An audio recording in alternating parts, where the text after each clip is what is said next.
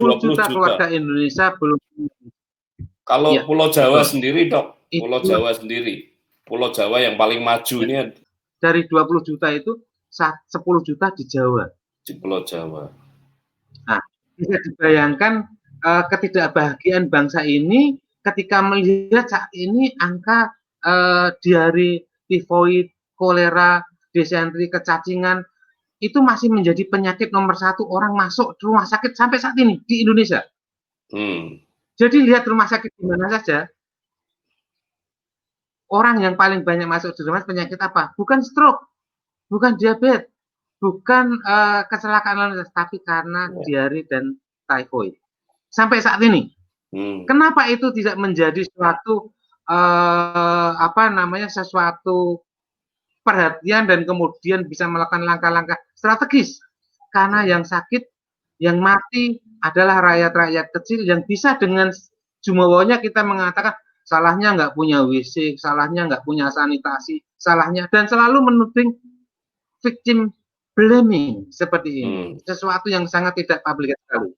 Disitulah saya melihat bahwa WC for all harus kita kobarkan. Stepnya apa? Kalau tadi pertama saya satu kampung, kemudian satu kelurahan, cita-cita saya satu kecamatan. Alhamdulillah kemarin wali kota Semarang manggil saya beberapa tahun yang lalu, Pak Budi, bisa nggak kita membuat sampai 5.000 jamban? Saya ngomong, bisa. Dan itu berarti sudah 3 kecamatan. Makanya waktu itu Kecamatan Banyumanik, Ngalian, dan Tembalang. Saya data semua, saya datangi sehari rumah ke rumah yang nggak punya jamban, kita motivasi, kita beri stimulan, hanya dalam waktu 6 minggu, 3.500 keluarga di 6 kecamatan membangun jambannya. Nah, itu kecamatan saya sekarang ke kota, tapi sampai saat ini kota Semarang sudah sebagian atas sudah kami selesaikan, kami beranjak ke kota bawah.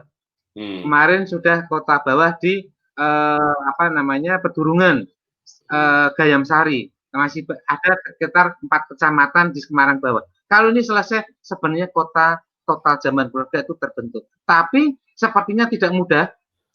Tapi ada satu yang samping yang lain, kami membuat namanya gerakan 1 juta jamban tahun 2015. Alhamdulillah sekarang sudah terpenuhi, sehingga kami sekarang lagi bergerak menuju ke gerakan 20 juta jamban. Tentu saja ini tugas yang sangat berat, karena 20 juta berarti WC for all Indonesia. Kami beberapa kali berkirim surat, dijawab atau tidak kepada Pak Jokowi, pokoknya kami melakukan sebagai apa yang bisa kami lakukan. Tapi bersyukur suatu saat surat saya ini nembus sampai ke mejanya Pak Jokowi, sehingga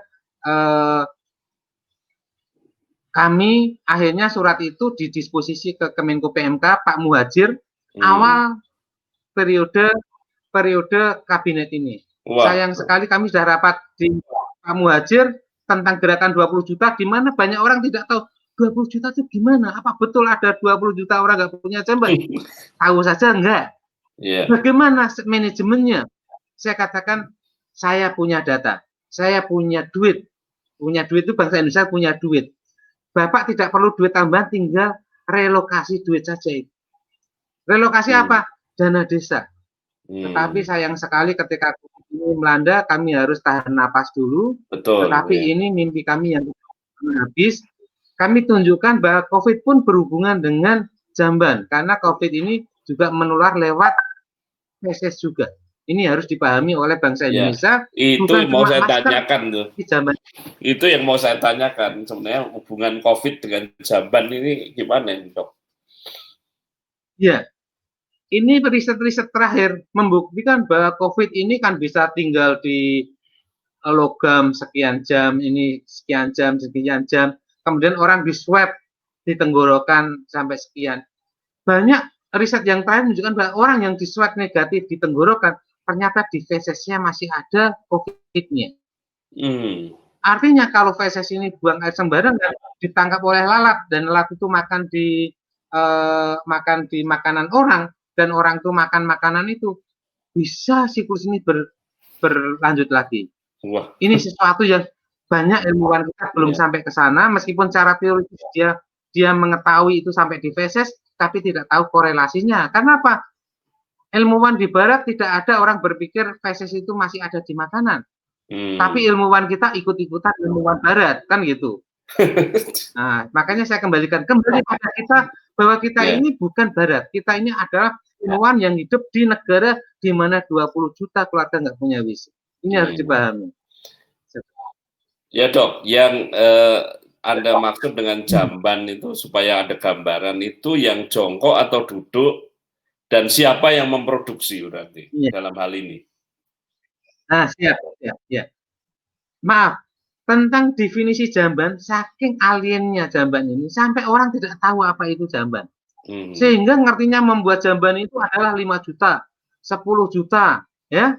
Sehingga proyek-proyek kita untuk jamban itu proyeknya besar. Sehingga ketika proyeknya besar, harganya besar, kita hanya mampu membangun sedikit.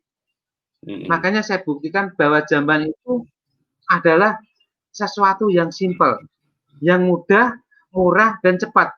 Murahnya apa? Tidak jutaan. Kita pakai, kalau perlu nggak pakai duit pun bisa mempunyai jamban. Tanpa duit. Kemudian yang kedua, semua orang bisa membuat. Jadi membuat jamban ini bukan teknologi tinggi yang harusnya pemborong, harusnya impor, harus konsultannya dari Amerika yang bahkan tidak tahu apa-apa tentang jamban, kan gitu. Karena di Amerika profesor yang lahir saat ini pun hidupnya sudah dengan jamban sejak awal. Kemudian cepat. Jadi kalau kita membangun jamban itu, pagi ini bangun, siang nanti bisa kita pakai. Banyak orang yang tidak tahu. Nah, makanya saya usulkan, ini loh jamban itu seperti ini. Apa sih jamban? Sebenarnya WHO Kemenkes mempunyai definisi tentang jamban sehat. Jamban sehat itu jamban apa sih? Pertama adalah jamban yang tidak mengkontaminasi badan air. Artinya apa?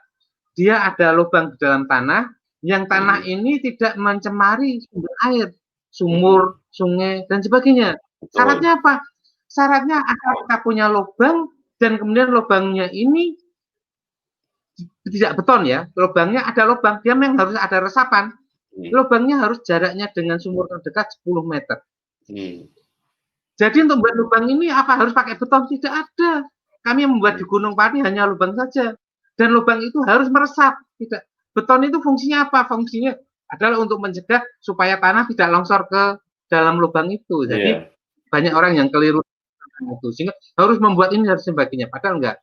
Kami baru membuat beton setelah Semarang bawah, di mana tanahnya longsor, tanahnya juga ketutup oleh air, sehingga kami harus pakai beton. Tapi di atas nggak perlu seperti itu.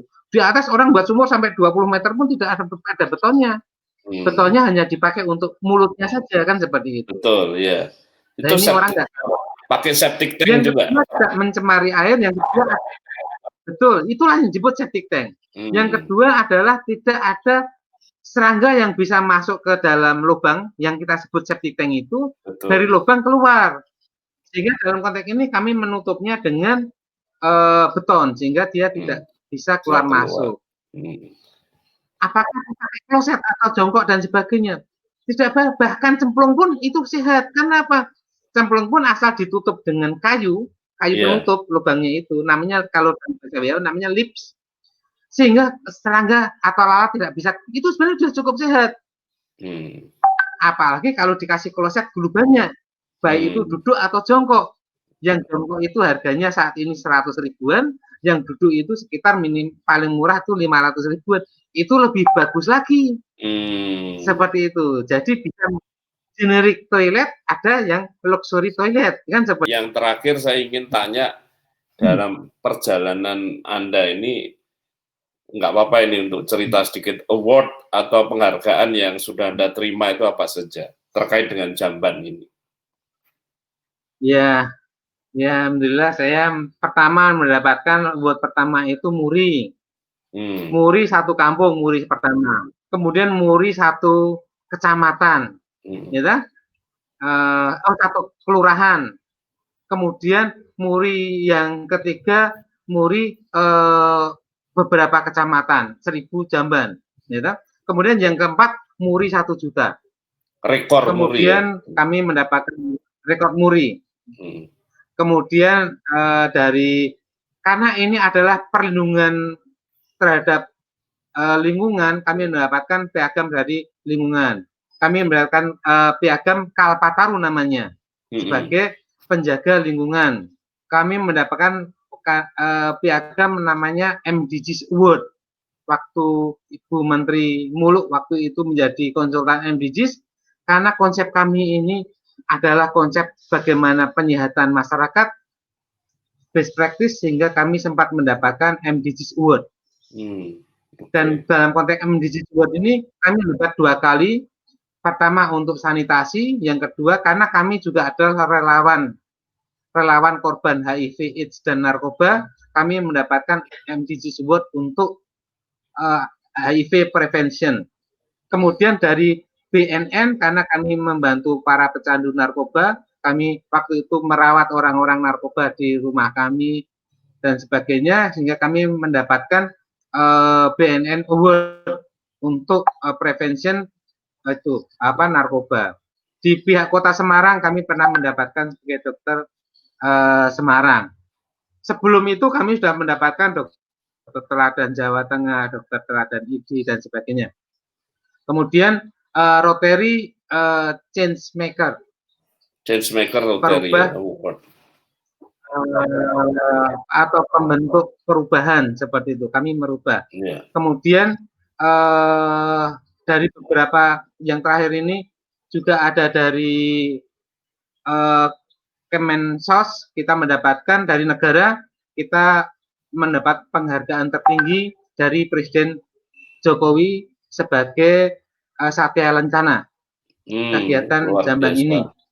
Kemudian dari Vikendi, kami selain kami 3 kali tampil di Vikendi, kami mendapatkan Lifetime Achievement Vikendi tahun 2019. Wah, luar biasa, Pak. Penghargaan tertinggi Vikendi. Dan tetapi penghargaan yang paling besar adalah penghargaan senyum-senyum dari setiap keluarga yang punya Jamban. Luar dari biasa. Situlah saya melihat penghargaan itu yang paling, inilah yang tidak banyak orang bisa merasakan, tetapi saya rasakan. Dan semua orang akan bisa merasakan kalau dia turun ke lapangan, temui masyarakat, dan rubah masyarakat itu dengan uang cuma 500.000. Pasti orang itu akan bahagia sekali. Dan ini makanya saya mengajak siapa saja yang punya uang sedikit atau punya waktu sedikit, ayo bergabung dengan kami. Kami tunjukkan keluarga-keluarga nggak punya Jamban, dengan waktunya 1 hari, waktunya ini dia bisa merubah satu keluarga menjadi sehat dari tidak kesehatan, dari keluarga bahagia dari ketidakbahagiaan. Kami tanya pada semua wanita, apakah kamu bahagia tidak punya Jamban? Semuanya sedih. Saya tanya, ketika ketemu, bagaimana Ibu, apakah bahagia punya Jamban? Senang, mesti begitu semuanya.